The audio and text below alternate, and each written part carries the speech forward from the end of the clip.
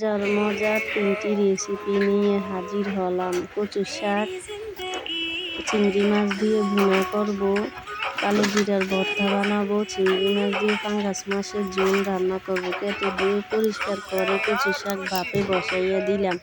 চিংড়ি মাছ পরিষ্কার করে নিয়েছি, এখন ভেজে নেব। সাথে পাঙ্গাস মাছও ভেজে নেব। এখন ভাজা হয়ে গেছে পাঙ্গাস মাছ, তুলে পেঁয়াজ, রসুন, আদা, জিরা, ধনিয়ার গুঁড়া, হলুদ, লবণ, মরিচ দিয়ে মশলা কষিয়ে নেব। টমেটো চির দিলাম।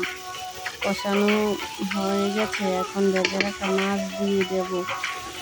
চুলা ভাত হইতেছে, এখন ঝোল দিয়ে নামিয়ে নেব।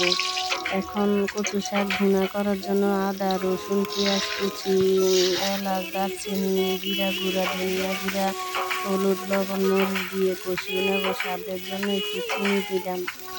ঝোল দেব সামান্য একটু, যাতে মশলাটা না পড়ে যায়। বেটে রাখা কচু শাক, চিংড়ি মাছ দিয়ে মশলা কষিয়ে নেব। নাড়তে নাড়তে নাড়তে নাড়তে মশলাটা যাতে কচু শাকের ভিতর গায়ে ঢুকে যায়।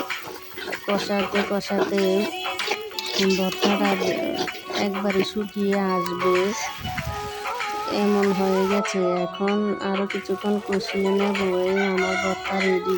অনেক মজা হয়েছে। কালো জিরা ভর্তার জন্য একই আইটেম: পেঁয়াজ কুচি, ধনিয়া, জিরা, আদা, রসুন, পেঁয়াজ, দারচিনি, এলাচ দিয়ে মশলা কষিয়ে নেব।